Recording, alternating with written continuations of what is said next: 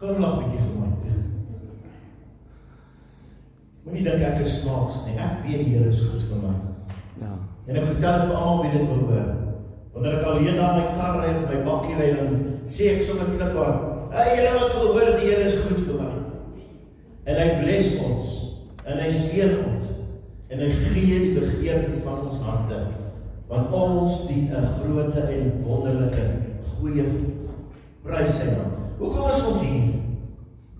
Ons is hier eerste plek om die naam van die Here te verheerlik, halleluja. Want hy is groot, amen. Ons is hier om te weet dat die Here maak 'n weg vir ons, prys sy naam. Ons is ook hier teenwoordig om te kom leer wat die woord van die Here vir ons vertel. En daai masjien wil nou nie werk. Maar kan julle my sien? Voel ek amper ek moet aanhou preek, net om kan sien. Skies hier oor. Dan miskien moet ek die Here opmaak, dan kan ek sien.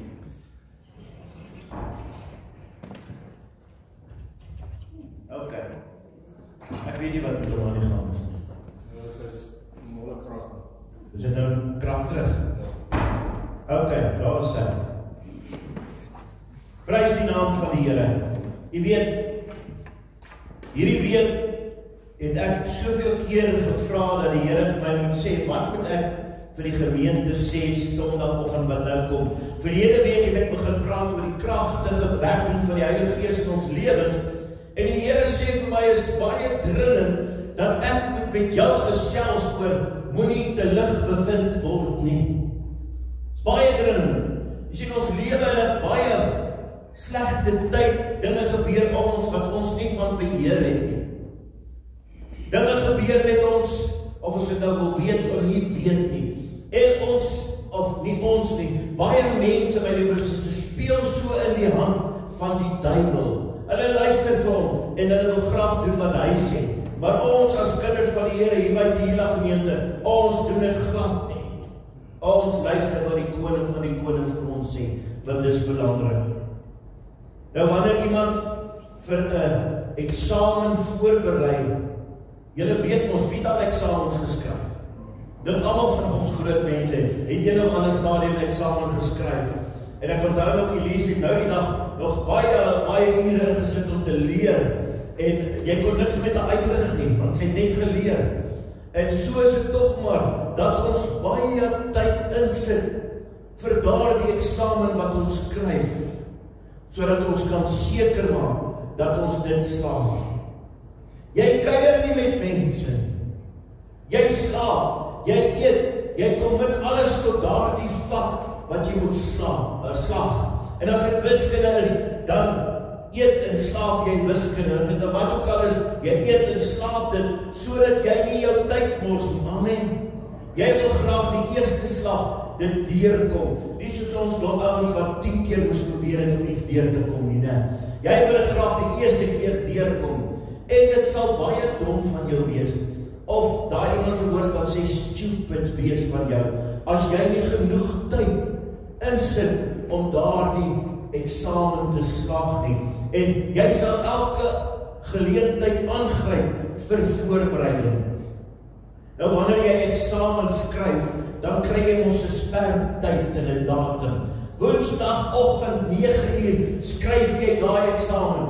En dan voel dit vir jou, hier in die begin, daar's nog 60 ure, en dan word dit 50 ure, en dan word 40 ure, en 30 ure, en 20 ure, en hoe nader jy aan daardie eksamens kom, my liewe suster, hoe meer onrustig raak jy, hoe angstiger raak jy, want jy weet, die tyd is nou min, ek moet daardie eksamen skryf. Ken julle daai gevoel? Die tyd het min geword, ek moet daai eksamen skryf. Nou as jy jou Bybel gebring het, wil ek vanmôre vir jou sê oor die geestelike eksamen wat jy moet skryf. In Efesiërs 5 vers 16 staan daar die volgende: Wees baie versigtig hoe julle lewe, nie soos onverstandige mense nie, maar soos verstandiges. Maak die beste gebruik van elke geleentheid, want ons lewe in 'n goddelose tyd. Sê bietjie amen. Moet daarom nie onverstandig optree nie, maar probeer te weet te kom wat die Here wil hê wat julle moet doen. Hoor julle wat sê die woord in Efesiërs 5 vers 17, hy sê vir ons, probeer om te weet te kom wat die Here wil hê julle moet doen. En as jy nou mooi daaroor dink, my liewe suster, ons as mense is eintlik besig om onsself te voor te berei vir daardie groot dag, wanneer ons voor Jesus gestaan om rekenskap te gee oor ons lewe. Daarom is dit nodig dat ons voor moet berei vir elke geleentheid wat ons het by die Here tyd spandeer. Maar anders as 'n eksamen, daar's die verskil. Gaan daardie afspraak met Jesus aanbreek en jy gaan nie weet wanneer dit gaan wees nie. Dit kan oor 'n uur vir jou wees, dit kan oor 'n maand vir jou wees, kan oor 'n week wees, dit kan oor 'n jaar wees, dit kan oor 5 jaar wees. Ons weet nie. En ons sal nie kan sê, ek sal later voorberei nie, want jy weet nie hoeveel ure jy oor het nie, want jy ken nie die tyd en die uur nie. Daarom, my liewe suster, moet ons ten alle tye voorberei wees vir daardie dag wanneer ons voor Jesus gaan staan. En ek en jy moet elke moontlike tyd uitkoop. Ons moet elke afspraak wat ons met Jesus het, nou hier op aarde nakom. Ons kan nie verby dit kom nie. Wat wonderlik is, dat Jesus nou al reeds, of nou vir ons, afsprake reël. Hy reël vir ons, en hy nooi vir ons om tyd met hom te spandeer, sodat ons meer oor hom kan leer. Amen. Elke week, elke Sondag, kyk hy uit vir jou. Waarvoor kyk hy uit? Hy wil jou seën. Hy wil jou aanraak. Hy kyk vir jou, of jy hier om jou te stig, of om jou te genees, om jou voor te berei. Hierdie is een afspraak, wat ons nie kan bekostig om te mis in ons week nie. Weet ons het 168 ure in een week, het jy dit al vertel? En die Here vra 1 uur, wat hy 'n afspraak maak met jou, en ek glo en vertrou, dat al kan jy 1 miljoen rand gaan optel, dit nie vir jou eers die moeite werd gaan wees nie. Jy moet daai 1 uur met God spandeer. Die dag wanneer jy die tydelike, hierdie lewe op aarde verruil met die ewige, is daar een afspraak wat jy nooit sal kan mis nie. En dit is om voor Jesus te staan. Galasiërs 1 vers 10 sê, klink dit nou asof ek die guns van mense soek? Dit is wat Paulus sê, of soek ek die guns van God? Probeer ek by mense die guns kom, as ek nog steeds die guns van mense soek, sou ek geen dienaar van Christus wees nie. Paulus kom en hy sê, ek soek nie die guns van die mense nie, ek soek nie die guns van my familie nie, ek soek nie die guns van die wêreld nie, nee, ek lê my toe daarop om die guns van God in my lewe te kry en dit te ondervind. Vir hom het dit totaal oor God gegaan. En alles wat hy gedink het, alles wat hy gedoen het, het hy die Here voorop gestel. Jy sien, Jesus, hoor mooi, Jesus het eerste gekom en dan al die ander dinge wat die lewe vereis. Hy het homself verloon, sy eie dinge laat staan en Jesus eerste in alles gestel. Nou ons gewese president van ons kerk het altyd een ding gesê, ek sal mense teleurstel, maar van Jesus wil ek nooit teleurstel. En as ek 'n afspraak maak met hom het, doen ek alles in my vermoë om daardie afspraak na te kom wat wil. Wanneer ons verder gaan en ons lees in die Ou Testament, in Daniël 5 vers 25, dan is die skrif wat geskryf is, mene tekel u vars. Het jy dit al gelees? Ja, meeste woord tekel is hier gebruik, en die woord bestaan eintlik uit 2 begrippe, op die weegskaal geweeg en te lig bevind, of te kort geskied. Nou wil ek jou 'n vraag vra vanoggend. Gaan jou lewe oor Jesus? Gaan jy dalk eendag gelig bevind word? wanneer jy voor hom gaan staan? Gaan jou lewe tekort skiet aan dit wat hy van jou verwag om te doen? En dan wil ek jou vra, watter verskoning gaan jy hê wanneer jy voor Jesus staan en hy gaan vir jou die volgende sê? My kind, ek wou so baie vir jou doen. Weet jy, ek wil jou so graag geseën het Sondagoggend, maar jy was nie daar nie. Ek wil jou so graag van my Vader geleer het, maar jy was besig met ander dinge. Ek wou so graag, ek wil vir jou soveel doen, maar jy het ons afspraak gemis. Jou dinge was vir jou te belangrik om ag te gee op die afspraak wat ek met jou gehad het.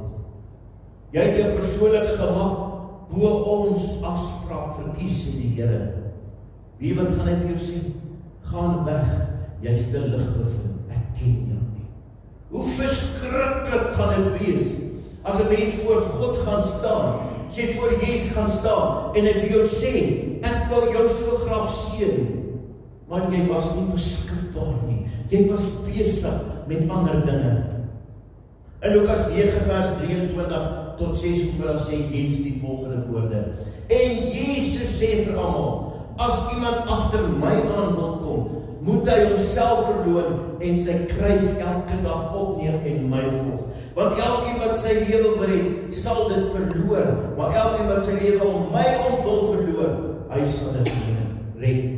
Wat baat 'n mens tog as hy die hele wêreld win, maar homself verloor of skade aandoen? Want elkeen wat hom skaam vir my en my woorde, vir hom sal die Seun van die mens ontskaam, wanneer hy in sy heerlikheid en die van die Vader van die heilige engele staan. Dan kom Jesus, dieselfde Jesus, wie ek en jy van weet en wie ons van ken, en hy sê in Lukas 14:27, en elkeen wat sy kruis nie dra en agter my aankom nie, kan nie my disipel wees nie. My liewe broer en suster, hoe lyk ons ingesteldheid teenoor ons Christenskap? Ons sê so gou ons is 'n kind van die Here. Ons sê so gou ek is 'n Christen. Maar hoe lyk ons ingesteldheid? Meer nog teenoor ons burgerskap in die koninkryk van God. Wil jy nie ook wees waar Jesus is nie? Wil jy nie ook die eindbestemming bereik van ons heiland nie? Wil jy nie ook eendag saam met Jesus in die hemelse plekke sit en terugkyk en sê, ek het 'n goeie lewe gelewe. Ek het gedoen, Jesus, wat U van my verwag het om te doen. As ons in hom glo en ons hom wil volg, my liewe suster, moet ons die regte gesindheid teenoor God se koninkryk hê. Die vraag wat ons onsself kortlik en baie gereeld moet antwoord. Wat is my gedoel om Christus te volg? Gaan dit net oor myself? As ek die Here Jesus wil volg, my liewe suster, kan ek nie my eie belange eers stel nie. As ek myself 'n Christen noem in hierdie tyd waarin ons lewe, moet ek doen wat die Here Jesus Christus van my verwag. Wat het hy eendag gesê, toe hulle vir hom gesê, jou familie is daar buite? Het hy gesê, my familie is hulle wat saam met my in die diens van die Vader staan. Jou familie kan dit vir jou doen nie, hoor mooi.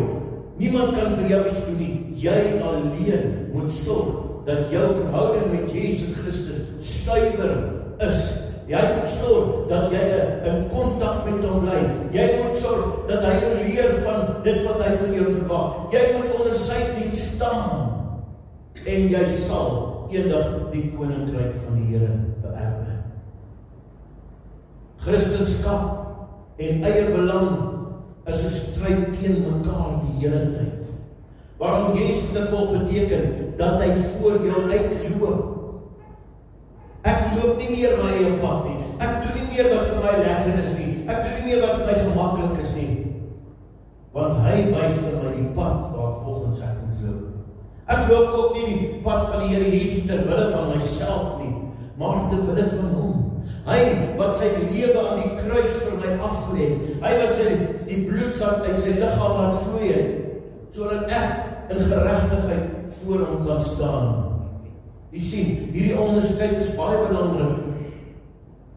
Daar is mense wat die Here Jesus vandag volg, en ek sê dit, daar's mense wat in diens van die Here se koninkryk staan, om net hulle eie aardse lewe te bevoordeel.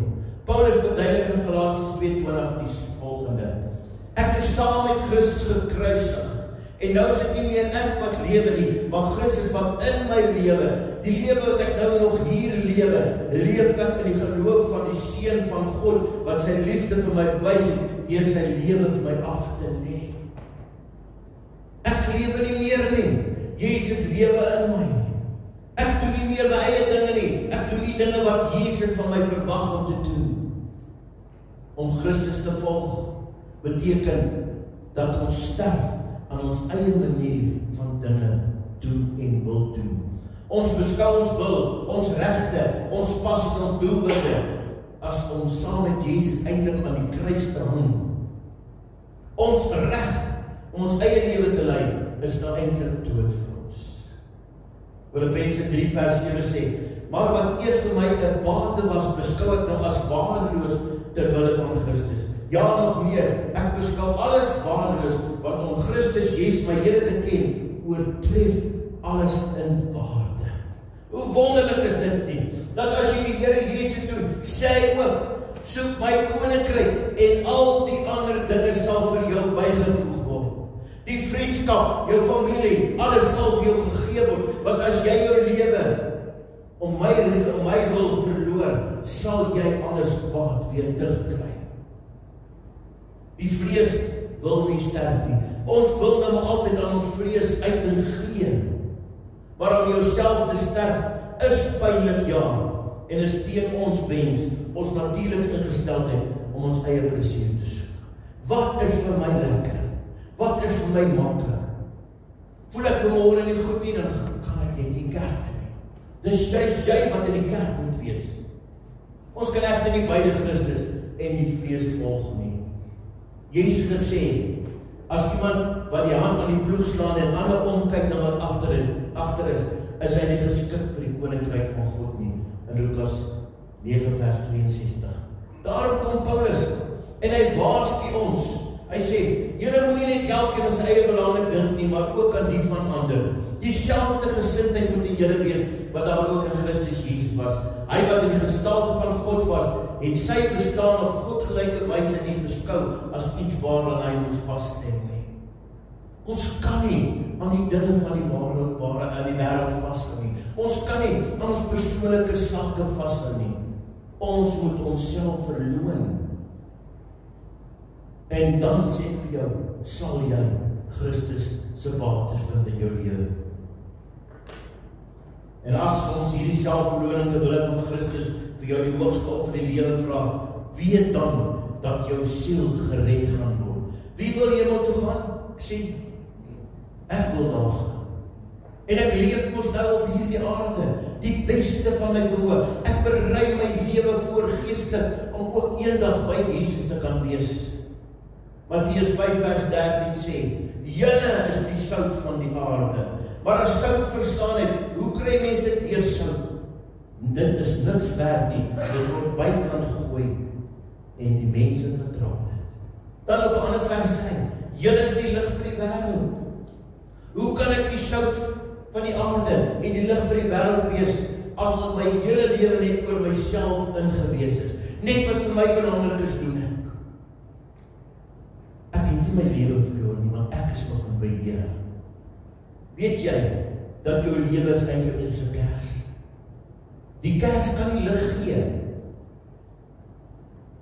as hy homself nie verloor nie. Want hoe meer lig dat kers gee, word hy al korter. Hy gee homself uit om die lig vir die wêreld te wees. En dis wat Jesus wil hê ons moet doen. Ons moet onsself gee, ons eie lewe, al die onnodige dinge prys gee, sodat ons die lig vir die wêreld kan wees. Daarom wil ek by jou aandring, kom ons hier by die Hila gemeente in Riebeekstad, koop die tyd uit om ons afspraak op Sondag na te kom wat wil. En as die familie kom kuier en jy nooi hulle saam, of jy sê, slaap laat, ek sien julle net nou. Wag, ek kom net nou breakfast maak. My liewe suster, Jesus het gesê, my familie is hulle wat saam met my God dien. Hulle wat saam met my in die koninkryk staan. Kom ons dink 'n bietjie daaraan. Kom ons doen, kom wat wil. Al voel jy nie goed nie, is dit die plek waar Jesus vir jou iets kan doen. Ja, as jy baie siek is, jy moet in die bed lê, is 'n ander saak.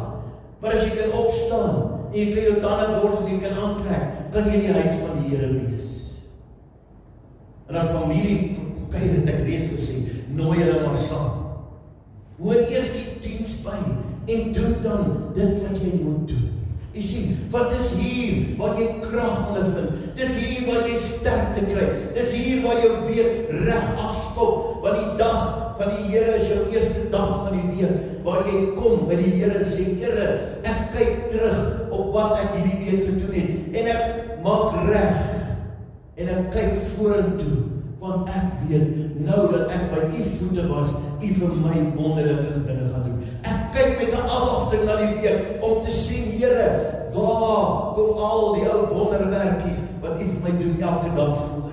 Kom maandag kan ek opstaan en sê, Here, die eerste wonderwerk is dat ek vanoggend asem het. En die tweede wonderwerk is dat ek na my familie kan kyk en sê, u is 'n blessing vir ons, Here. En jy stap uit en jy het grootheid in jou liggaam, en jou siel, en jou gees, want Jesus se afspraak is nagekom. Halleluja. Kom ons, en ek vra u, praat met die ander mense, koop die tyd tussen 10:00 en 11:00 uit, om seker te maak, dat ons nie lig bevind gaan word nie. Kom ons skaam ons nie vir Jesus nie. Kom ons vertel vir ander van Jesus. Kom ons nooi mense na die erediens toe. Kom, ons hier by die hele gemeente, doen wat die Here ons vra. En ons sal nie te lig bevind word nie. Amen. Kom ons bid saam. Nie daar waar jy nou sit, wil ek jy moet 'n oomblik jou oë toemaak. En as ek dalk vanoggend op jou tone getrap het en ek het nie gehoor jy sê eina nie. Wil ek vir jou vra, net daar waar jy nou is, maak reg met die Here. Sê vir hom, ek is jammer Here, omdat ek altyd 'n verskoning het, wat dit by ons afspraak kom. Sê vir hom, Here, ek gaan dit nie weer doen nie. Sê vir hom, Here, ek glo en vertrou dat U my gaan help, om sterk te staan volgende keer, wanneer ek nie lus voel om kerk te gaan nie. Maar dat U weer 'n nuwe lus in my lewe sal plaas, dat U weer 'n ou landknie sal sterk maak, sodat ek kan staande bly en kerk toe gaan, om te kan ondervind, wat wil U vir my sê, om te kan leer, Here, wat U vir my wil sê rondom die Vader. Here, om te kom krag ontvang, om U seëning te kan ontvang, om net die liefde van Jesus in my lewe te sien, sodat ek daai ongekende vrede wat die wêreld nie ken nie, in my hart kan hê. Doen dit net daar, Here, is veel oomblik. Maak reg met U. Prys U. Here, het hierdie versigtiging gehoor van ons mense vanoggend. En ek wil bid, Here, dat U ons van krag tot krag sal dra, dat U ons gaan help deur die tyd wat voor ons is, dat ons elke moeilike tyd sal uitkoop om ons voor te berei vir die koninkryk van die Here. Want dit gaan bitter sleg wees, Here, as U vir ons gaan wegwys en sê ek ken jou nie. Maar Here, ek was elke dag naby U. Here gaan sê, jy het jou nie voorberei soos jy moes doen nie. Here, ek vra vanmôre dat U ons elkeen sal help en sal deurdra in die tye wat voor lê. Ja, U woord sê dis goddelose tye. Laat ons nie ons oor uitleen aan die ou duiwel en sy trapante nie. My gebed is vanoggend dat ons oë op U gefokus sal bly in Jesus wonderlike naam. Amen. Kan jy sê amen vanoggend?